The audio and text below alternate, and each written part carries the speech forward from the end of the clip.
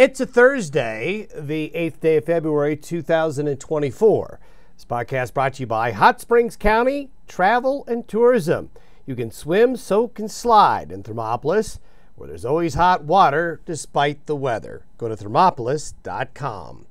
Well, folks, we are going to be looking at unsettled and colder areas, and we're going to see pockets of snow. We saw that yesterday, especially for you folks in Utah, southwestern and far western Wyoming, parts of western Colorado, and then, boy, out on the plains yesterday, we had showers and thunderstorms across portions of Nebraska, portions of Kansas, eastern areas of Colorado, as that very moist, very energetic California storm, while disorganized, was still able to produce quite a bit of weather yesterday. And it will stay disorganized, but will still be able to produce a fair amount of weather today. And again, as we get into late Friday night and during the day on Saturday. You can see those clouds. Again, they kind of look like spring clouds again yesterday in many areas. Just that very mild, moist Pacific air, unstable Pacific air getting driven in by that storm. So basically, we're sort of in the same situation that we were in yesterday. We're going to have these areas of snow, not organized, and temperatures trending downward today and staying colder through the weekend. And again, we're going to have these areas where it's going to snow. We'll show you an example of what happened yesterday in a couple of areas. And you're going to have areas that don't get much. These little pockets of snow will make it a little bit tricky if traveling. You could go 100 miles and not see a flake. You then all of a sudden could hit several inches of snow. The disorganized nature of this system, but the fact that it has been so strong and has brought so much Pacific moisture into the mix and instability, you're going to get these areas where you're going to get some little pockets of intense snowfall. And this will be especially true over near the mountains, but reaching out onto the plains as well. Now, looking further out, it does look like sometime towards the middle to the end of next week, we're going to have a high pressure ridge building in the eastern Gulf of Alaska, western Canada, along the west coast. That could open the door to colder air spilling into the U.S. towards the middle to the end of next week. Something that we're kind of keeping an eye on, just something to throw at you in the long-term forecast. Now, here's an example of these pockets of snow. Thanks, Steve, from Green River to send this in. The Green River area picking up a quick 5-6 inches of snow in a relatively small area of Sweetwater County, but other areas along Interstate 80 in southwestern and western Wyoming had these areas of heavier snowfall. And we saw this also in parts of western Colorado and parts of Utah, where just had some very wet spring-like snows come in.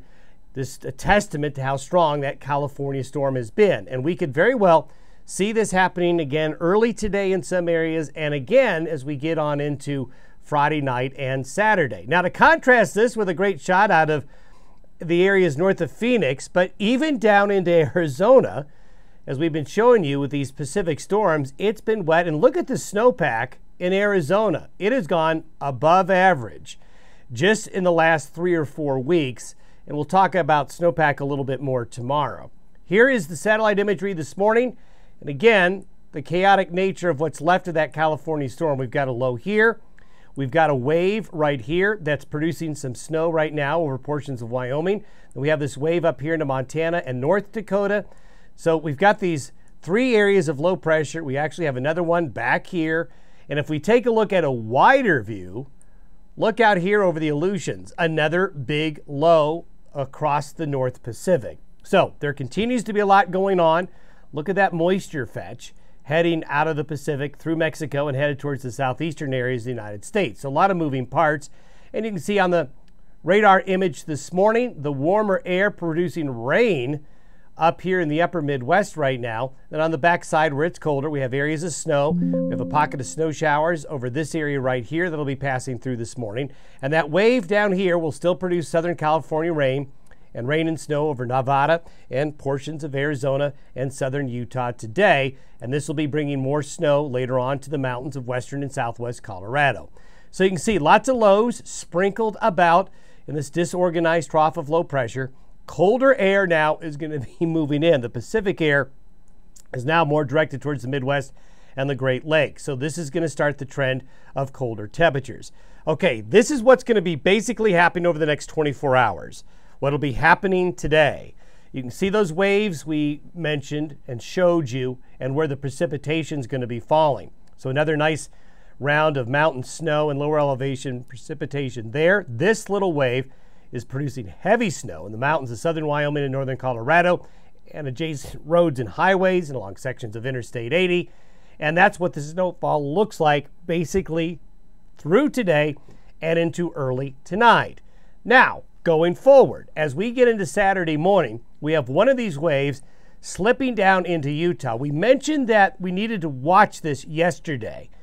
While it's going to be moving through quickly, it's going to get organized enough and be moist enough that there's going to be another area of precipitation forming in this area right here overnight Friday into Saturday. And it does look like it is going to be a weather maker.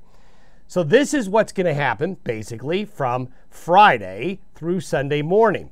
There's going to be another wave coming through the Bighorns, bringing the Bighorns some more snow up into Yellowstone Park, the Beartooth, parts of Montana. But this Utah system, you see this front range, this area right here, this is what that Utah low is likely going to feed and come on in and do. So it's not a large area, but we may very well have a southeastern Wyoming, front range of Colorado, into the northern front range of New Mexico and eastward, out on the eastern plains of Colorado and western Kansas. To start the weekend, we may have a light to moderate snow event, and there might be pockets. You see that little highlight there here along the northern front range of Colorado? So we kind of need to keep an eye on this. This is kind of sneaky. This may end up being a little bit more of a weather event than maybe some forecasts have been showing. And then all of this will be sliding off to the east by Sunday into Monday and some clearing. So there's a lot going on. If you're going to be traveling, you got to stay on your toes. But we're also going to see some good precipitation in the form of snow hitting the high country, helping the ski areas, the snowmobiles, and the cross-country trails, and the snowpack. Now, this is what I'm talking about in the long range. So this is for Valentine's Day, Wednesday. All of the models are predicting this high-pressure ridge is going to be building.